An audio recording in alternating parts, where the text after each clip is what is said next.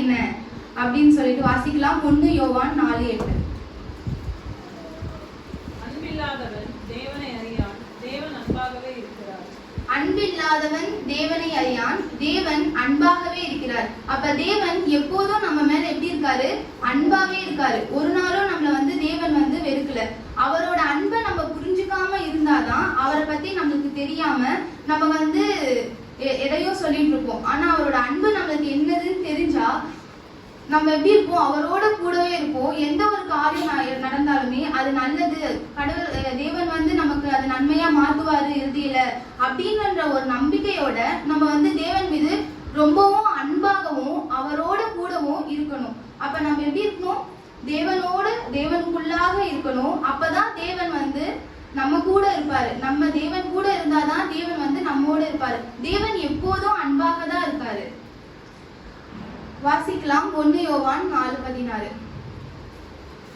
தேவன் நம்மேல் வைத்திருக்கிற அன்பை நாம் அறிந்து விசுவாசிக்கிறோம். தேவன் அன்பாகவே இருக்கிறார். அன்பில் நிலைத்திருக்கிறவன் தேவனில் நிலைத்திருக்கிறார், தேவனும் அவனில் நிலைத்திருக்கிறார்.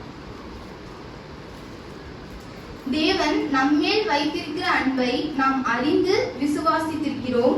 தேவன் அன்பாகவே இருக்கிறார். அன்பில் நிலைத்திருக்கிறவன் தேவனில் நிலைத்திருக்கிறார், தேவனும் அவனில் நிலைத்திருக்கிறார். அப்ப எவன் ஒருவன் தேவனோட கூட அன்பாக என்ன நடந்தாலும் எது நடந்தாலும் கண்ணை மூடி அவர்கிட்ட சொல்லி அவங்க கூட பேசுறானோ அவங்க இடத்துல தேவன் கண்டிப்பா இருப்பாரு. எந்த இடத்துல அவ்வளோ அளவுக்கு அதிகமான அன்பு இருக்கோ அந்த இடத்துலதான் எப்படி இருப்பாரு? தேவன் இருப்பாரு. தேவனோட நம்ம கூட இருந்தாதான் தேவன் நம்மளோட கூட இருப்பாரு. நம்ம நிறைய பாவங்கள் செஞ்சுட்டு அந்த நேரத்துல ஓகே கடவுள்கிட்ட வேண்டணும் கேட்கணும் அப்படின்ற பட்சத்துல நீங்க கேட்டீங்கன்னா அது எப்படி நடக்கும் தெரியல. தேவனோட நீங்க கூட இருக்கணும். எந்த நேரத்திலுமே தேவன் நமக்காக இருக்காரு. அவர் பார்த்துப்பாரு. நீங்க சிந்துற ஒரு கண்ணீரையும் உங்க ஜபங்களையும் தேவன் கேட்டுட்டு தான் இருப்பாரு. அவர் பொறுமையா நீங்க பொறுமையா இருக்கணும், வெயிட் பண்ணணும். உடனே கேட்டதும் நடக்கும் அப்படின்னா மேஜிக் இல்லைல்ல. நம்ம பொறுமையா வெயிட் பண்ணணும். அதுக்கு நீங்க என்ன பண்ணணுமோ அதை நீங்க பண்ணணும். நம்ம தேவன் கிட்ட சொல்லிட்டோம், அவர் பார்த்துப்பாரு அப்படின்னு நீங்க அவர் மேல அந்த பாரத்தை போட்டுட்டு நீங்க உங்களுக்கு நீங்க என்ன பண்ணணுமோ அதை நீங்க செஞ்சுட்டே இருங்க. தேவனோட கூட இருங்க. எந்த ஒரு சமயத்திலுமே தேவனை விட்டு விலகி போகாதீங்க.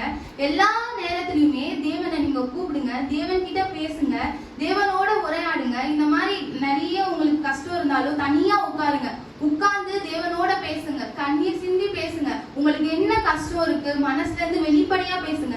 யார்ட்டையாவது சொல்லணும்னா இப்ப அவங்க என்ன நினைப்பாங்க?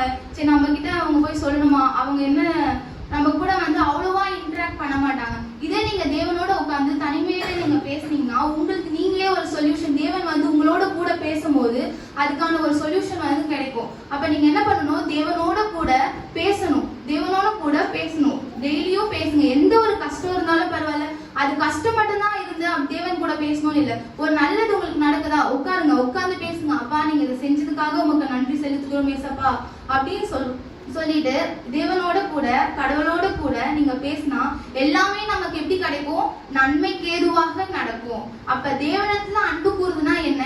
அவரோட கூட இருந்து எல்லா சமயங்களிலும் அவரோட கூட நம்ம பேசணும். ரோமர் 5:8 தேவன் எப்படி இருக்காரு? பாவிகளா இருக்கும் போதே அவர் எப்படி ஏத்துக்கிட்டாரு? நம்மள ஏத்துக்கிட்டாரு. எந்த ஒரு இப்ப வேற ஏதாவது ஒரு கோவிலுக்கோ நீங்க போனீங்கன்னா அங்க நீங்க இதை செஞ்சிருக்கீங்க, இதுக்கு ஒரு பரிகாரம் செஞ்சாதான் கடவுள் உங்களை மன்னிப்பாரு அப்படின்னு என்ன பண்ணுவாங்க? நிறைய சொல்லுவாங்க. இந்த நெருப்பு அந்த மாதிரி மதிக்கிறதுலாம் நிறைய இருக்கு. அந்த மாதிரி பரிகாரம்லாம் நமக்கு ஏசப்பா எதுவுமே சொல்லல. நம்மள பாவிகளா இருக்கும் போதே நம்ம மேல முழுமையா சேரு மண்ணு எல்லாம் இருக்கும் போதே நம்மள ஏத்துக்கிட்டாரு. நீங்க மனம் திரும்பி என்கிட்ட வாங்க, முழுமையா என்கிட்ட வாங்க, நான் உங்களை பாத்துக்கிறேன், நான் உங்களை எடுத்துக்கிறேன், என்னோட கூட இருங்க அப்படின்னு அந்த ஒரு வார்த்தை தான் சொல்றாரு. அப்ப நம்ம எல்லா நேரங்களிலும் என்ன பண்ணணும்? தேவனோட கூட இருக்கணும். எவ்வளோ பாவம் செஞ்சுட்டு நம்ம இந்த திருச்சபைக்குள்ள வரும்போது எல்லாமே தூக்கி போட்டு தேவனோட கூட நீங்க பேசணும். அப்பா நான் இதை செஞ்சுட்டேன், என்ன மன்னிச்சிருங்க, தெரிஞ்சு செஞ்சேன், தெரியாம செஞ்சது, தைரியமா அவர்கிட்ட சொல்லுங்க. அவர் ஓகே அந்த சமயத்துல அவர் என்ன பண்ணுவாரு? உங்களை முழுமையா ஏத்துப்பார். அந்த நிமிஷத்துல நீங்க மனம் திரும்பினா அவர் ஏத்துப்பார். சிலுவையில மறிக்கும் போது கூட அவரோட இடது பக்கத்துல அப்ப அவர் என்ன பண்ணாரு? மனம் திரும்புறதுனால அவர் என்ன சொன்னாரு? என்னோட நீ பரதேசில இருப்பாரு அப்படின்னு சொல்லியிருக்காரு. அப்ப என்ன பண்ணுவாரு, நீங்க எவ்வளோ வருஷமா ஒரு 20 வருஷம் 30 வருஷம் நான் திருச்சபைக்கு வரேன், ஆனா எனக்கு எதுவுமே நடக்கல அப்படின்னு சொல்றதை விட்டு தேவனோட கூட இருந்து அவரோட முழுமையா இருந்து எவ்வளோ கஷ்டம் வந்தாலும் அவர் இருக்காரு, அவர் பார்த்துப்பாரு அப்படின்னு சொல்லிட்டு ஒரு நம்பிக்கையோட தேவனோட நீங்க இருந்தீங்கன்னா அவர் எப்பவுமே உங்களை கைவிட மாட்டாரு. அப்ப என்ன பண்ணணும், நம்ம தேவனோட கூட இருந்து பேசணும். எவ்வளோ பாவம் செஞ்சாலும் என்ன பண்ணணும், அவர்கிட்ட மனம் திரும்பணும். மனம் திரும்பினா தேவன் நம்மளை எப்படி ஏத்துக்கிறாரு, பாவிகளா இருக்கும் போதே ஏத்துக்கிறாரு. நீ இதை செஞ்சுட்டு வா, அதை பண்ணிட்டு வா, அப்பதான் நான் உன்னை ஏத்துப்பேன் அப்படின்னா இல்ல, முழுமையா என்கிட்ட வந்து முட்டி போடு, நான் உன்னை ஏத்துக்கிறேன் அப்படின்னு சொல்றாரு. அப்ப நம்ம தேவனோட கூட இருந்து இப்படிலாம் நம்ம என்ன பண்ணணும், தேவனிடத்துல அன்பு செலுத்தணும். அவரோட கூட இருந்து முழு மனசோடு அவரை என்ன பண்ணணும், ஆராதிக்கணும். எந்த சமயத்திலுமே அவர் இருக்காரு என்ற ஒரு நம்பிக்கையோட அவர்கிட்ட இருக்கணும். அப்ப தேவனிடத்தில் அன்பு கூறுவது என்றால் என்ன நம்மளுக்கு தெரியாதுல. இப்ப வந்து தேவன் கிட்ட நம்ம வந்து இப்படிலாம் பண்ணணும், எந்த சமயத்துல என்ன பண்ணணும், தேவனோட கூட இருக்கணும். எந்த நேரத்திலுமே அவர்கிட்ட கேட்டா நம்மளுக்கு ஒரு சொல்யூஷன் கிடைக்கும், அப்ப அவரை நினைச்சிட்டு இருக்கணும் அப்படின்னு நினைப்போம். வாசிக்கலாம் யோவான் 14:15.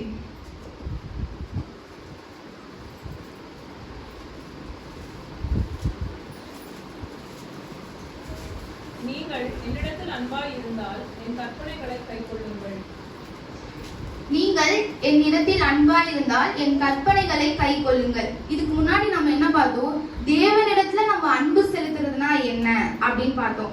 தேவனிடத்துல அன்பு செலுத்துறதுனா என்னன்னா, தேவன் வந்து நமக்காக அவருடைய குமாரனையே அவர் வந்து நமக்காக கொடுத்தாரு, சிலுவையில மரிச்சாரு. அப்ப அவ்வளோ காரியங்கள் நமக்காக செஞ்சிருக்காங்க.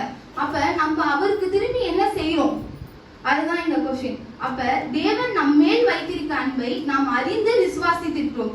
அவர் நம்ம மேல வச்சிருக்க அன்பை வந்து நம்ம என்ன பண்றோம், அறிஞ்சு அவரை வந்து நம்ம வழிபடுறோம். அப்ப அதே மாதிரி தேவன் வந்து எப்படி இருக்கணும், நீங்க என்ன சொல்றாருன்னா, என்னுடைய கற்பனைகளை கை கொள்ளுங்கள். அப்ப தேவனுடைய கற்பனைகள் என்றால் என்ன, அவருடைய கற்பனைகள் தான் நமக்கு கொடுத்திருக்காங்க. யாத்திராகமம் 20ல 10 கட்டளைகள். அந்த 10 கட்டளைகள் தான் தேவனுடைய கற்பனைகள். அந்த 10மே நம்ம வந்து அதபடி செஞ்சா தேவன் மேல அன்பாக இருக்கலாம், தேவனும் நமக்குள்ள நிலைத்திருப்பார். யாத்திராகமம் 20:3-4.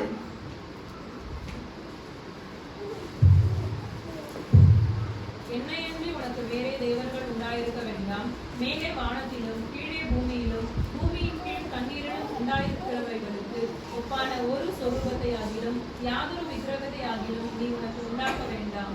அப்ப தேவன் என்ன சொல்றாரு, என்னையன்றி உனக்கு வேற தேவர்கள் உண்டாயிருக்க வேண்டாம். தேவன் என்ன சொல்றாருன்னா, நீ எதுவுமே பண்ண வேணாம், நீ என்ன வந்து வழிபடு, என்ன வந்து கையெழுத்து கும்பிடு, நான் வந்து உனக்கு செய்யறேன், என்னையன்றி உனக்கு வேற எந்த தெய்வமும் இருக்கக்கூடாது அப்படின்னு சொல்றாரு. அப்ப நம்ம தேவனிடத்துல முழுமையா அவருக்குன்னு நம்ம போயிட்டு அவரோட கூட இருந்து அன்பு செலுத்தினா கண்டிப்பா என்ன பண்ணுவாரு, தேவன் நம்ம ஜெபங்கள் எல்லாமே கேட்பாரு, எல்லாம் நம்ம கண்ணீர் எல்லாரையுமே கேட்பாரு.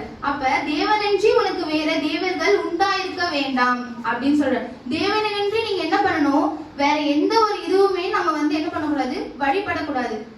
அதே மாதிரி மற்ற இதுவும், இப்ப நீங்க வேலை செய்றீங்கன்னா, இப்போ இல்ல யாராச்சும் உங்களுக்கு ஹெல்ப் பண்றாங்கன்னா நீங்க அவங்கள கையெழுத்து கும்பிடுவீங்க, நீங்க தான் எனக்கு சாமி, நீங்க தான் அப்படின்னு சில பேர் இருக்கலாம். ஆனா தேவன் என்ன சொல்றாரு, அப்படி கூட இருக்க வேண்டாம், நீங்க என்னிடத்துல இருங்க, என்னையின்றி உனக்கு வேற தெய்வம் உண்டாயிருக்க வேண்டாம் அப்படின்னு சொல்றாரு. அப்ப நம்ம எல்லாரும் என்ன பண்ணணும், அவருடைய கட்டளை, அவருடைய வார்த்தை, அவருடைய கற்பனைகளை நம்ம கை கொள்ளணும்.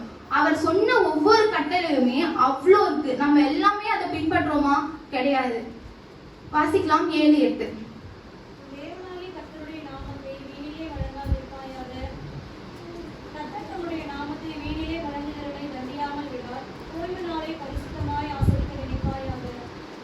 உன் தேவனாகிய கர்த்தருடைய நாமத்தை வீணிலே வழங்காதிருப்பாயாக. கர்த்தர் தம்முடைய நாமத்தை வீணிலே வழங்கிறவனை தண்டியாமல் விடார். ஓய்வு நாளை பரிசுத்தமாய் ஆசாரிக்க நினைப்பாயாக. அப்ப தேவனிடத்துல நீங்க எப்படி இருக்கணும், அந்த ஒரு 7 நாள் இருக்குன்னா 7வது நாள் சண்டே அன்னைக்குதான் தேவனுக்கு முழுமையா நம்ம கொடுக்கிறோம். அப்ப அந்த நாள்லயும் என்ன பண்ணணும், நம்ம திருச்சபைக்கு கடந்து வரணும். எவ்வளோ நம்மளுக்கு விஷயம் இருக்கலாம், எவ்வளோ ஃபங்க்ஷன் இல்ல வேற ஏதாவது முக்கியமான தேவைகள் எதுவாக இருந்தாலும் நீங்க அதெல்லாமே தள்ளி போட்டு தேவனுக்காக நீங்க திருச்சபையில வந்து அவரோட கூட இருந்து பேசுங்க. மற்ற காரியங்கள் எல்லாமே தன்னால பின்னாடி நடக்கும். நீங்க அதற்காக திருச்சபைக்கு வரதை ஒத்தி வச்சுட்டு அதுக்கு போயிட்டு வந்தீங்கன்னா அங்க இருக்க பிரச்சனைகள் அப்படியேதான் இருக்கும். நீங்க அந்த எல்லா பிரச்சனையும் திருச்சபைக்கு வந்து ஒரு 10 நிமிஷம் முட்டி போட்டு தேவனிடத்துல சொல்லி கேளுங்க, கண்டிப்பா அவர் என்ன பண்ணுவாரு, செய்வாரு. நீங்க என்ன பண்றீங்க, நானே கூட இப்ப நான் ஒர்க் பண்ண 3 வீக்ஸ் நானே வரல, ஆனா எனக்கும் நிறைய பிரச்சனைகள் இருந்து நான் இதை இது பண்ணும் போதுதான் நானே எவ்வளவு தப்பு பண்ணிருக்கேன், நான் இந்த மாதிரி பண்ணிருக்க கூடாது அப்படின்னு நினைச்சேன். அப்ப என்ன பண்ணணும், தேவனுக்கு நம்ம ஃபர்ஸ்ட் முழு மரியாதை ஃபர்ஸ்ட் தேவனுக்காக தான் கொடுக்கணும். எவ்வளோ வேலைகள் இருந்தாலும் நம்ம என்ன பண்ணணும், தேவனுக்காக அதை ஒத்தி வைக்கணும். தேவனிடத்தில் நம்ம பேசினா எல்லாமே தன்னால பின்னாடி நடக்கும். நீங்க எவ்வளோ காரியங்கள் என்ன பண்றீங்க, ஓகே அப்புறம் பாத்துக்கலாம், இல்ல டைம் ஆகுது அப்படின்னு சொல்லிட்டு நம்மளே என்ன பண்றோம், இந்த மாதிரி இருக்கும். ஆனா நம்ம என்ன பண்ணக்கூடாது, இந்த மாதிரி இருக்கக்கூடாது. திருச்சபைக்கு வரோம்னா நம்மளோட முழு மனசோட வரணும். இப்ப இங்க உட்கார்ந்துட்டு இருக்கோம்னா எல்லாருக்கும் நிறைய துன்பம், சோதனை, வீட்டுல நிறைய பிரச்சனை, கடன், இந்த மாதிரி உடல்நிலை பலவீனம், இந்த மாதிரி நிறைய இருக்கும். ஆனா என்ன பண்ணணும், எல்லாமே கடவுள்கிட்ட நம்ம வந்து சொல்லணும். சொன்னா கண்டிப்பா அவர் கேட்பாரு. நீங்க முழு மனசோட அவர் மேல அன்பு வச்சு சொல்லணும். நான் சொல்லிட்டேன், அவ்வளவுதான், ப்ரேயர் பண்ணிட்டேன், வீட்டுக்கு போயிட்டேன், அவ்வளவுதான், அந்த பிரச்சனை அப்படியே மறந்துட்டீங்கன்னா அப்புறம் எப்படி புரியல. நீங்க என்ன பண்ணணும், கடவுளோட கூட இருந்து ஒரு பிரச்சனைகளும் அவர்கிட்ட பேசுங்க. பேசினா கண்டிப்பா உங்களுக்கு தேவன் என்ன பண்ணுவாரு, அதற்கான சொல்யூஷனை கண்டிப்பா கொடுப்பாரு. இப்ப நான் இங்க பேசிட்டு இருக்கும்போது கூட நீங்க அதை நினைக்காம, ஓகே தேவனோட எப்படி அன்பு செலுத்துறது அப்படின்ற வார்த்தைய நீங்க தெரிஞ்சு அந்த கட்டளைகளை எல்லாம் ஃபாலோ பண்ணீங்கன்னா கண்டிப்பா தேவன் உங்களோட கூட இருப்பாரு. நீங்க சொல்ற ஒவ்வொரு பிரச்சனைகளும் நீங்க பின்னாடி சொல்ல மாட்டீங்க. ஒவ்வொரு வார்த்தைகளும் அழுது சொல்ற வார்த்தைகளோ தேவன் வந்து கேட்பாரு. அப்ப நீங்க என்ன அதை ரியலைஸ் பண்ணி, ஓகே தேவன் செய்வாரு, நான் சொல்லிட்டேன், அவரோட கூட முழு மனதோட இருக்கேன். அப்ப நீங்க அவரோட கூட முழு மனதோட இருந்தீங்கன்னா தேவன் எனக்கு செய்யல அப்படின்ற வார்த்தையே நீங்க சொல்ல மாட்டீங்க. பரவாயில்ல, சர்ச்சுக்கு நாளைக்கு போய்க்கலாம், இல்ல வீட்டுல இருந்தே ப்ரேயர் பண்ணிக்கலாம் அப்படின்னு சொன்னாலும் உங்களுக்கு வந்து அந்த ஒரு கேள்விக்குறி இருந்துட்டே தான் இருக்கும். அந்த விஷயம் வந்து உங்களுக்கு நன்மையாகவே இறுதியில முடியாமையே தான் இருக்கும். அந்த கஷ்டத்திலே தான் இப்போ வரைக்கும் இருப்பீங்க. அப்ப நீங்க என்ன பண்ணணும், முழு மனதோடு தேவனை ஆராதிக்கணும், அவரோட கூட பேசணும். எந்த ஒரு சமயத்திலுமே அவரை விட்டுவிடக்கூடாது. நீங்க திருச்சபைக்கு முழு மனசோட வந்து நீங்க என்ன பண்ணணும், எல்லாரும் கூடவும் நீங்க பேசணும். பேசி அந்த சமாதானத்து கூட தான் செல்லணும் வீட்டுக்கு. வாசிக்கலாம் 15, 13, 14, 15, 14. கொலை செய்யாதிருப்பாயாக, விபச்சாரம் செய்யாதிருப்பாயாக, களவு செய்யாதிருப்பாயாக, பிறனுக்கு விரோதமாக குற்றச்சாட்டு சொல்லாதிருப்பாயாக, பிறனுக்குள்ள யாதொன்றையும் நிச்சயாதிருப்பாயாக. தேவன் வந்து 10 கட்டளைகள் சொல்லியிருக்காரு. அதுல முதல் 5 கட்டளைகள் வந்து தேவனுக்குள்ளாக நம்ம எப்படி இருக்கணும் அப்படின்னு தேவன் சொல்றாரு. மத்த 5 கட்டளைகள் வந்து நம்ம ஒருவர் மீது ஒருவர் எப்படி இருக்கணும், உன்னை நேசிப்பது போல பிறரையும் நேசி அப்படின்னு சொல்றாரு. ஃபர்ஸ்ட் 5 கட்டளைகள் தேவனுக்குள்ளாக நீங்க தேவன் மீது எப்படிலாம் அன்பு செலுத்தணும், அவர் சொன்னபடி நீங்க எப்படிலாம் அவர்கிட்ட இருக்கணும் அப்படின்னு சொல்லி அந்த 5 கட்டளைகள் சொல்றாரு. மற்ற 5 கட்டளைகள் வந்து நீங்க எப்படி இருக்கணும் அப்படின்னு சொல்றாரு. நீங்க உங்களோட பசங்கன்னா ஓகே இந்த தப்பு பண்ணிட்டாங்க, இப்ப ஜட்மெண்ட் பண்றாங்கன்னா இல்ல நான் தான் பண்ணேன் அப்படின்னு சொல்லிட்டு போய் சாட்சி ஏதாவது சொல்லுவீங்க. இதே வேற ஏதாவது குழந்தை ஏதாவது தப்பு பண்ணிச்சுன்னா இல்ல அவ பண்ணா நான் பார்த்தேன் அப்படின்ற பட்சத்துல நம்ம என்ன பண்ணக்கூடாது, உங்க குழந்தைய நீங்க நேசிக்கிறது போல அதுவும் ஒரு குழந்தை தான். அப்ப அவளையும் என்ன பண்ணணும், நம்ம குழந்தை மாதிரி இல்ல அவ தெரியாம பண்ணிட்டா, இல்ல அவ பண்ணதை நீங்க மறைக்காம அந்த பண்ணதுக்கு ஏதாவது ஒரு நல்ல ரீசன் அவ மேல, ஏன்னா சின்ன குழந்தைங்கள அவங்க மனசுல என்ன பண்ணக்கூடாது, புண்படுத்தக்கூடாது. அப்ப சின்ன குழந்தைல இருந்தே நீங்க அவங்க மேல ரொம்ப பாசமாவும் இரக்கமாவும் அவங்களுக்கு ஏதுவாக நடந்தா ஓகே இப்படி இருக்காங்க, அப்ப நம்ம என்ன பண்ணணும், நம்மளோட ஃப்ரெண்ட்ஸோட இப்படிதான் இருக்கணும், நம்ம அம்மா கூட நம்ம அப்பா கூட இப்படிதான் இருக்கணும், நமக்காக இவங்க பேசுறாங்க. அப்ப அவங்களும் என்ன சொல்லுவாங்க, இல்லம்மா உனக்காக வந்து அந்த ஆன்ட்டி பேசினாங்க அப்படின்னு சொல்லுவாங்க. அப்ப என்ன பண்ணணும், அவங்க அம்மா அந்த ரியலைஸ் பண்ணுவாங்க, ஓகே இப்படிதான் இருக்கணும் அப்படின்னு சொல்லி சிறு பிள்ளைகள் இருந்தே அவங்க மனசுல இது மாதிரி பண்ணீங்கன்னாதான் அவங்களும் வளர வளர எப்படி இருக்கணும் அப்படின்னு சொல்லிட்டு கத்துப்பாங்க. இப்படி இருக்கணும் அப்படி இருக்கணும் நீங்க ஸ்ட்ரிக்டா கண்டிஷன் போட்டா அதை வந்து அவங்க ஃபாலோ பண்ண மாட்டாங்க. ரியல் லைஃப்ல அவங்க என்ன பாக்குறாங்களோ அததான் செய்வாங்க. நானே பாத்தீங்கன்னா கூட நான் என்ன பாக்குறேனோ அதுதான் இவங்களுக்கு செய்யணும், இல்ல அவங்க திட்டாங்க நானும் அவங்க கூட பேச மாட்டேன் தனியா போயிடணும் அப்படின்னு இல்லாம அவங்க கிட்ட போயிட்டு அவங்க பேசலன்னா கூட நம்ம போய் பேசணும். அவங்க கண்டுக்கலையா ஓகே விடுங்க, நீங்க போய் பேசிட்டீங்களா, உங்க மனசுல எதுவும் இல்லையா, அப்ப நீங்க விட்டுருங்க. நானே எங்க வீட்டுல எனக்கும் எங்க அம்மாவுக்கும் நிறைய சண்டை வரும். ஆனா எங்க அம்மா என் கூட வந்து பேசவே பேசாத பேசாத அப்படின்னு சொல்லுவாங்க. ஆனா நான் என்ன பண்ணுவேன், அதுக்கு போய் பேசுவேன். நான் தான் பேசுவேன். எங்க அம்மா போய் எல்லாத்தையும் சொல்லுவாங்க, கொஞ்சம் கூட அறிவே இல்லை, சூடு சொரணியே இல்லை, வந்து திரும்பி என்கிட்ட பேசுது அப்படின்னு சொல்லுவாங்க. ஆனா எனக்கு அப்ப அழுகுதான் ஒரு என்னடா பேசவே மாட்டாங்கன்னு சொல்லிட்டு நான் திரும்பி திரும்பி போய் பேசுவேன் எங்க அம்மா கிட்ட. அந்த மாதிரிதான் இருக்கணும். நம்ம வந்து ஒரு காரியத்துல இந்த மாதிரி இருக்கோம் அப்படின்னா அவங்கள மாதிரி இருக்கணும் அப்படின்னு ஒரு அர்த்தம் கிடையாது. அவங்க மீது நம்ம அன்பு செலுத்தினா அவங்க திரும்பி தானா என்ன பண்ணுவாங்க, நம்ம கிட்ட பேசுவாங்க. இவங்களே பேசிட்டாங்க, நம்ம எதுக்கு கோச்சிட்டு இருக்கணும்? அந்த கோச்சிட்டு இருக்கிறதுல அந்த விரோதத்திலயும் நமக்கு என்ன வந்துரும் போது சொல்லுங்க. அவங்க இப்படி முன்னாடி வந்தாங்கன்னா நம்ம இப்படி ஒதுக்கி போறோம். அவங்க என்ன பண்ண போறாங்க, பின்னாடி போய் பேச போறாங்க. இவ இப்படி பண்ணா, இப்படி பண்ணிட்டு இருக்கா அப்படின்னு சொல்லிட்டு பேசுவாங்க. நமக்கு எதுக்கு அந்த வார்த்தை எல்லாம் சொல்லுங்க. நம்ம அவங்க கிட்ட போயிட்டு நேரடியா இதான் பிரச்சனை, அவ்வளவுதான் பேசிட்டு சால்வ் பண்ணிடுங்க. இப்ப திரும்பி அவங்கள நீங்க பார்க்கும்போது பேசிட்டாங்க, ஒரு சமாதானம் கிடைச்சிச்சுன்னா அவ்வளவுதான். அவங்கள பத்தி நீங்க போய் பின்னாடி பேச மாட்டீங்க. வாழ போறதே கொஞ்ச நாள் தானே, இதுலயே நிறைய பலவீனம் கஷ்டம் அது இதுன்னு வருது. இதுல எதுக்கு நம்ம ஒருத்தர் கூட விரோதமா இருந்துட்டு அவங்க கூட பேசாம அப்படிலாம் நம்ம எதுக்கு இருக்கணும் சொல்லுங்க. ஏன்னா நம்ம சொந்தத்துக்குள்ளேயே பாத்தீங்கன்னா எனக்கு என் அப்பாவும் என் அப்பாவோட தங்கச்சும் பேச மாட்டாங்க. ஏன்னா வீடு பிரச்சனை அப்படி இப்படி கடன் அப்படின்னு சொல்லி இருக்கும். எதுக்கு அதுதான் நமக்கு சொல்லுங்க. அந்த மாதிரிலாம் இருக்க கூடாதுல்ல. நம்ம எதுவா இருந்தாலுமே என்ன பண்ணணும், ஒரு சமாதானத்தோடு கூட தான் செல்லணும். அதனாலதான் சொல்றாங்க, தேவனிடத்தில் அன்பு கூறுவது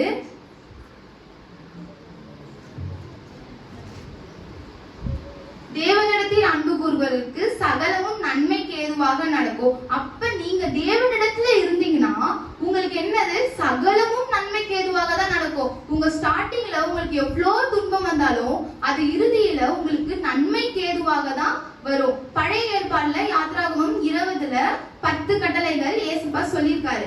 அதற்கு ஏதுவாக புதிய ஏற்பாடுல மத்தேயு 22:37ல 2 பிரதான கட்டளைகளை ஏசப்பா சொல்லியிருக்காரு. அது 10 கட்டளைகளையும் நீங்க ஃபாலோ பண்ணலனாலும் அதை சுருக்கி மக்களுக்கு ஜனங்களுக்கு எது புரியும் அப்படின்னு சொல்லி சுருக்கி 2 பிரதான கட்டளைகளை சொல்லியிருக்காரு.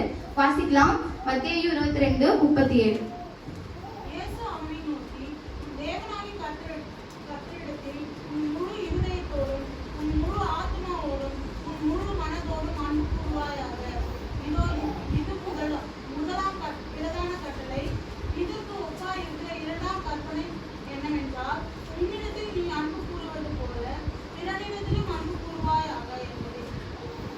அப்ப 2 பிரதான கட்டளை, அந்த 10 கட்டளைக்கு ஏதுவாக தான் இந்த 2 பிரதான கட்டளையை ஏசப்பா நம்ம கிட்ட சொல்றாரு. முதல் கட்டளை என்னன்னா, இயேசு அவனை நோக்கி, உன் தேவனாகிய கர்த்தரிடத்தில் உன் முழு இருதயத்தோடும் உன் முழு ஆத்மாவோடும் உன் முழு மனதோடும் அன்பு கூறுவாயாக. இது யார்கிட்ட சொல்றாரு, ஏசப்பா கிட்ட நம்ம எப்படி இருக்கணும் அப்படின்னு சொல்றாரு. அப்ப நம்ம எப்படி இருக்கணும், தேவனாகிய கர்த்தரிடத்துல நம்ம எப்படி இருக்கணும், நம்ம முழு இருதயத்தோடும் முழு மனதோடும் முழு ஆத்மாவோடும் இருக்கணும். எந்த ஒரு கஷ்டம் வந்தாலும் நான் சொன்ன மாதிரி எப்படி இருக்கணும், ஏசப்பாவோட கூட இருக்கணும். கடவுளோட கூட இருந்து அவரோட கூட இருந்து எல்லாமே அவர்கிட்ட சொல்லணும். அவர் எப்படி அவரோட கற்பனைகளை கை கொள்ளுங்கள் அப்படின்னு சொல்லியிருக்காரு. அப்பதான் என்ன நடக்கும், சகலமும் நன்மைக்கு ஏதுவாக நடக்கும் அப்படின்னு ஏசப்பா சொல்றாரு. அப்ப நம்ம என்ன பண்ணணும், கர்த்தரோட கூட முழு இருதயத்தோடும் முழு ஆத்மாவோடும் முழு மனசோடும் அவர் கூட இருக்கணும். எந்த ஒரு பகையோ இல்ல விரோதமோ ஏசப்பா கூட இருக்க கூடாது.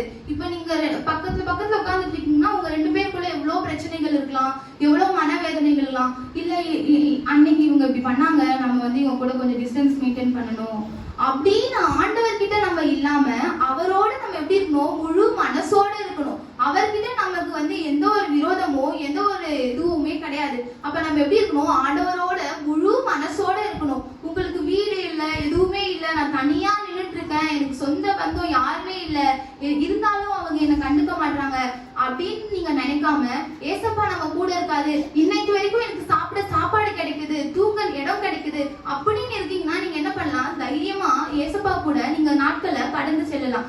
ஒவ்வொரு வேலையிலும் நீங்க கடவுளோட கூட இருங்க.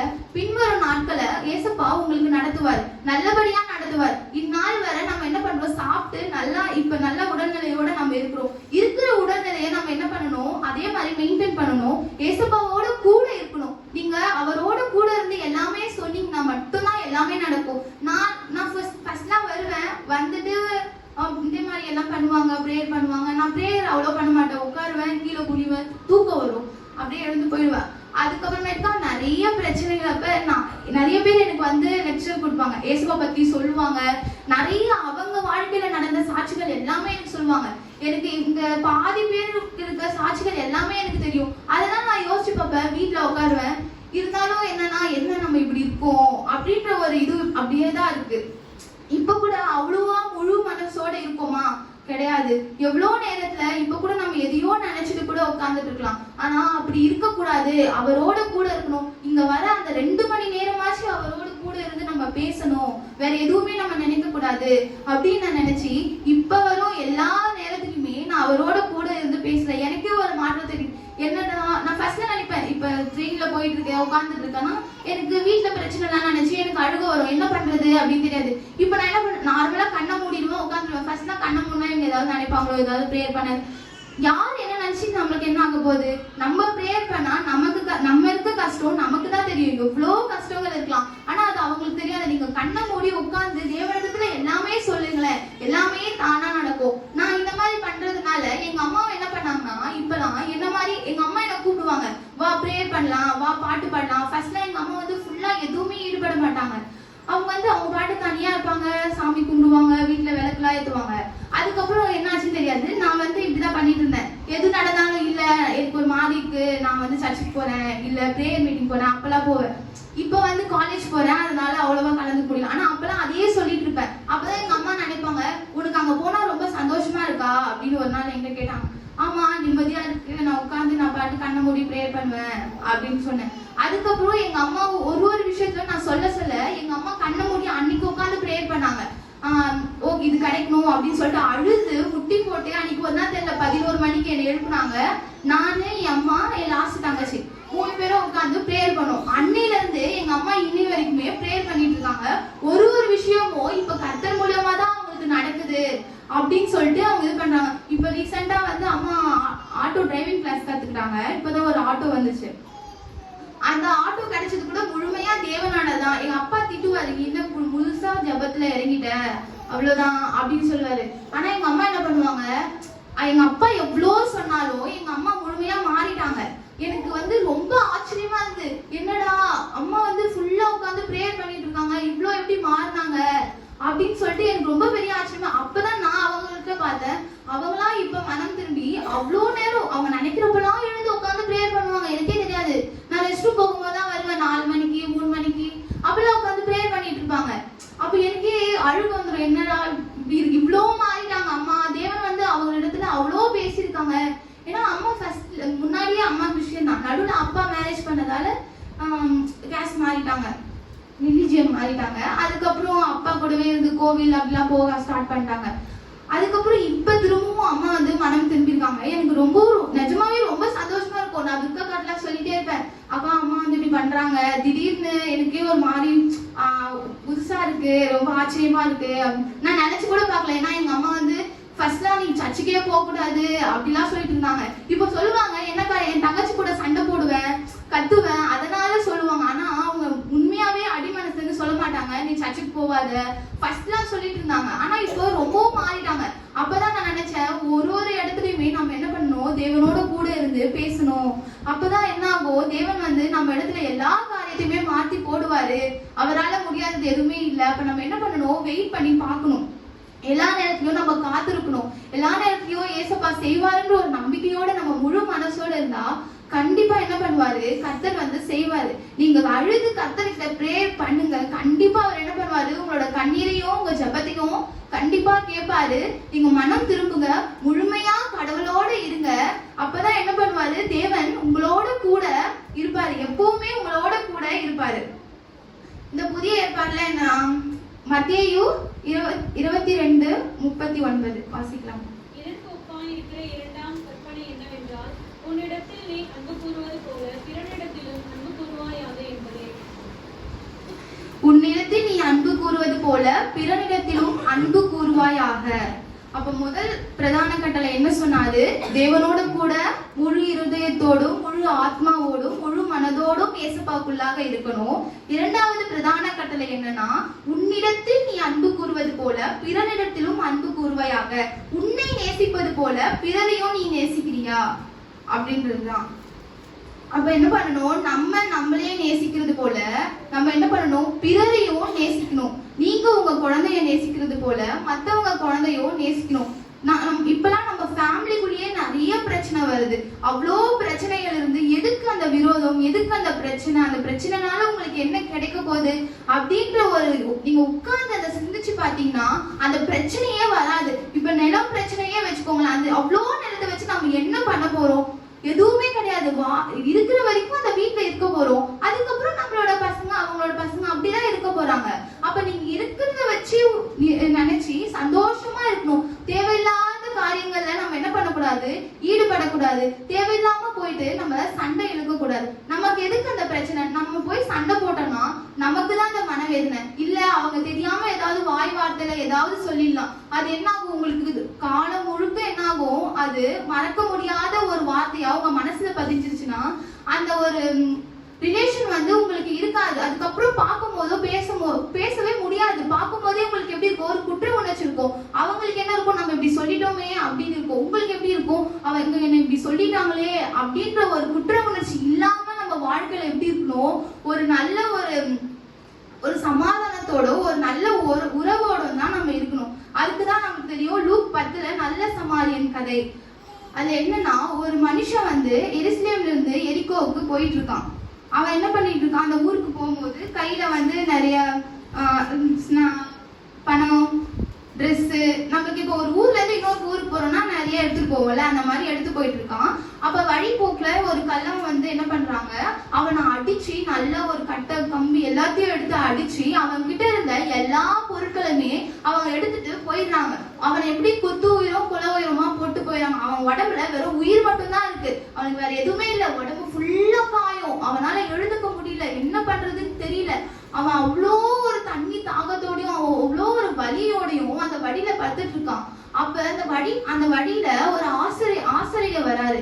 அவர் என்ன பண்றாரு, பார்த்துட்டு நமக்கு எதுக்கு அந்த பிரச்சனை அப்படின்னு சொல்லிட்டு ஒரு ஓரமா போயிடாரு. அவர் யாரு, தேவனிடத்துல ரொம்பவும் அவர் தான் அந்த திருச்சபைக்குள்ளேயே தேவாலயத்துக்குள்ளேயே போக முடியும். ஆனா அவரே என்ன பண்றாரு, இல்ல அந்த பிரச்சனை எதுக்கு நமக்கு, நம்ம தூக்கிட்டு போற வழியில அவர் எங்கேயாச்சும் இறந்து போயிட்டாருன்னா நம்ம என்ன பண்றது அப்படின்னு சொல்லிட்டு அவரை பார்த்துட்டு அப்படியே ஓரமா ஒதுக்கி போயிடாரு.